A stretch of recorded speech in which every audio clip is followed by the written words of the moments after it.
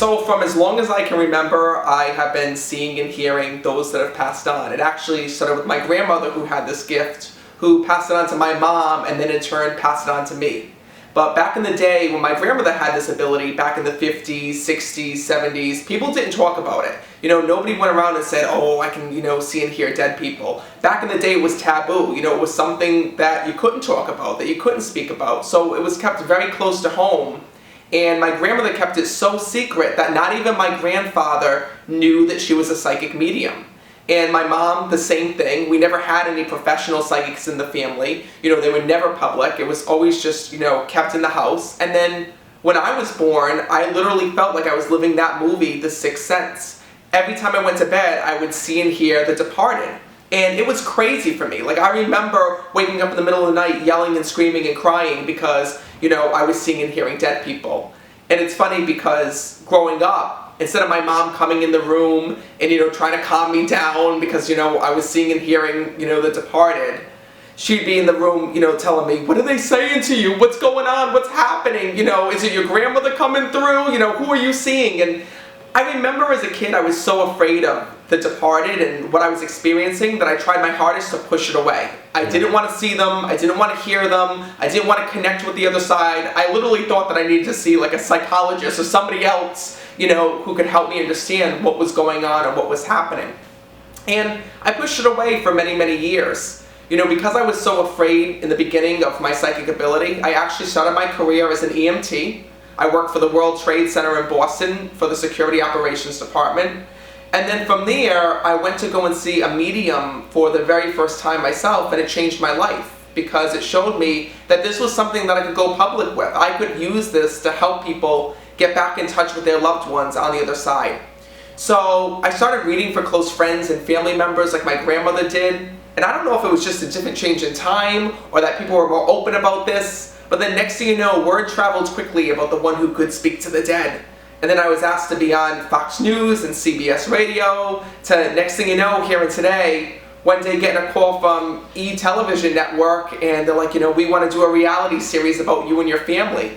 And I just feel so blessed and honored because this was something that my grandmother kept hidden for so long because people didn't understand psychic ability. So I feel very blessed and honored to be able to be delivering the messages and running with this gift that she could never have run with. So having psychic ability, those on the other side know that I'm somebody that can see them, hear them, and more importantly, that they can reach me and connect with me. Yeah. So when I'm out on the street or I'm in different places, the other side knows that I'm somebody that can hear them. So they utilize me to deliver messages from them to their loved ones here in this world. So the way that it works for me is I see the departed, I hear the departed, and I feel them as well. So a lot of times what will happen is I'll see dead people standing behind a person. I'll see someone's father standing behind them saying, please talk to my daughter, please talk to my son for me. I have to apologize for this, this, this, and this. Or I might see someone's son standing next to them and saying, please let my mom know that I'm okay. And then they'll start to tell me specific information, like names, dates, and places. And it's really different, connecting with the departed when I do a reading or when I read somebody. What happens is that they use many different ways to connect with me. I see them, I sense them, and I feel them. I don't feel like we feel, here and now. It's different. So for example, if somebody passed of a heart attack, I might start to feel my heart start to flutter. Or if somebody passed of an aneurysm, I might start to feel a tingling in my head. They have different symbols that they can use to reach to me, to tell me what they died of, or to pass on different information. And it's almost like a jigsaw puzzle. I feel and I sense all these things and I put them together to deliver a message to that person that I'm reading for. Yeah. And it's amazing because a lot of times when someone passes, you're left with the should've, could've, would've. You're left with, are they okay? Are they at peace? On the other side? Are they on the other side? Are they with me? So these messages really show people that your loved ones are really there. They're really with you. And more importantly, they're trying to reach you. They're watching you in your life. And they want you to know that they're always by your side. So there are times when families will contact me and have detectives that are working on their case call me and reach out to me. And, a lot of times their loved ones will come through. And they'll talk about, details about their passing or details about being murdered or whatever it is if they're missing. But the hard part is that sometimes when you do work on these cases is that the other side can tell you who did it, but a lot of times there's just not enough evidence there. Yeah. And that's the saddest part. But if a family does reach out to me, I do try to work with them if I have any information to bring to the table. I gotta tell you, I have been so humbled and really honored to speak to these parents who have lost children. I mean, I remember the first time that I did a reading for parents who came to me after losing their children in the Sandy Hook tragedy. And first of all, the children came through to let their parents know that they were okay on the other side. They were with their teacher that had passed. Some of them were even with pets that had passed and grandparents that had passed. And their overall message was they wanted their parents to know that they were still with them, just in a different way.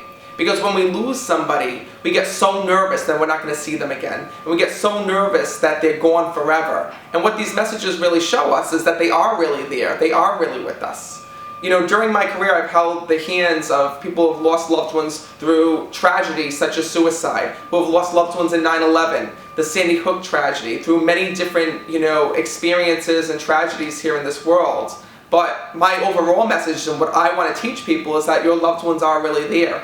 Even though they may have been lost in tragedy here in the physical world, they are at peace on the other side. And many times, even when I talk to people who were lost in suicide, they will come through and say that, they've regretted it because they were able to see things differently once they've gotten to the other side. They're able to see the support system that their family was going to give to them or could have given to them, or the support system they could have had if they would have stayed here in the physical world. And that's sad, but it also brings a lot of comfort because, families want to know that, their son or their daughter, whoever passed, knows that they were there for them. So the hardest thing as a medium is that I can't filter the messages. Yeah. And sometimes there's things that come through that people don't want to hear and don't want to listen to. And it's tough, it's difficult because, I'm not here to filter out the messages. I have to say what they're telling me. And sometimes it's crazy, or it sounds crazy to me, but I deliver it. I say what it is. And, people like that about me. They like the fact that I'm honest, sometimes a little brutally honest, but, I'm only telling them what their dad or their mom says. And the funny part is that although it might not be information they want to hear, many times people are receptive to it because of the fact that they're like, oh yeah, that's my mother. She was always cynical here in this world. Or, oh yeah, that was my dad. He always had to point the finger at something. And that's their personality. If your loved one was fiery here in the physical world, when they come through to me, they're going to have that same personality. Your loved ones don't change because they died. They're not different. They're the same person. And they reach us in that same way. Because, people often think, well, when your loved ones go to the other side, they're the same. If your dad was quiet here in this world, when he goes to the other side, he's still going to be a quiet person. He's not going to be jumping up and down trying to speak to me. But if you had a mother that was, 4'5" and a spitfire and had a loud, crazy, robust personality, she'll come through on the other side just like that. I mean, that's how our loved ones want us to remember them. They want us to remember them by their personalities because that's what hits home to us, during a reading, or that's what I feel anyway, besides the validations. Well, sometimes it takes a little bit of time to connect with those on the other side. Yeah. For example, when I connect with someone that had passed, it's a request. I can't pick who comes through or what loved one comes through. You might come to me wanting to hear from your grandmother that had passed, but your dad is stepping forward because he's the one that needs to reach you. I can't filter who comes through or what loved one chooses to speak, It's like picking up a phone. You can pick up a phone and call somebody, but you can't guarantee you're going to reach them. Sometimes you might hit voicemail, or sometimes they may hang up on you. It all depends on which one of your loved ones wants to speak to you, but more importantly, which one of your loved ones has a message for you.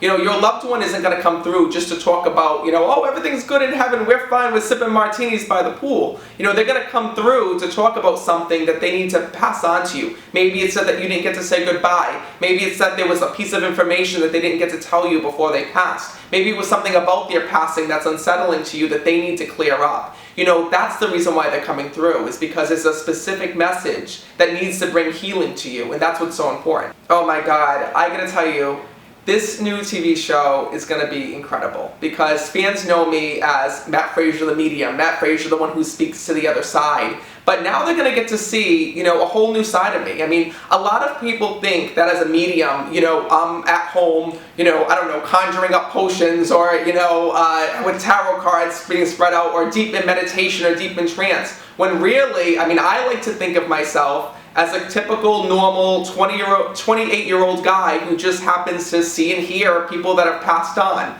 You know, my life is pretty normal. My family, not so much normal. We're loud, we're Italian, we're crazy, that's just who we are. So, you know, it's kind of funny because we all work in the family business together, you know, that I created. My mom is like my lead person. She's like the manager. My girlfriend also works with me. You know, you've seen Meet the Fockers. This is Meet the Frasers, basically. We're a loud, crazy Italian family that speaks to dead people. That's what we are. But we try to live a normal life, you know. I'm always hearing people who have died. But we have the same problems as every other household, except for the fact that dead people are involved. That's it. It's true. We have the same problems. I still can't poop in front of my girlfriend. I use a bidet. You know, I don't get along with my mother. I have to work with her in the office every single day. You know, my girlfriend is a pageant queen. She was Miss Rhode Island Teen USA. She's competing for the crown once again this year. My sister and my father are my biggest skeptics. Like, I know skeptics because I live with them in my house. Because, I hate to say it like this, but my sister got ripped off when it came to psychic ability. She was the child that has no psychic ability. So, the gift was passed down to me, it was not passed down to her. So, my dad was 21 years in the Navy. He's, you know, was a captain. He's very straight-minded, you know, very analytical. And my sister's the same way. You know, they don't believe really in psychic ability. They think that me and my mother just pull it out of our rear ends. So I think that people are really going to find that interesting. And that's the reason why I love skeptics so much as well, because I live with two at home.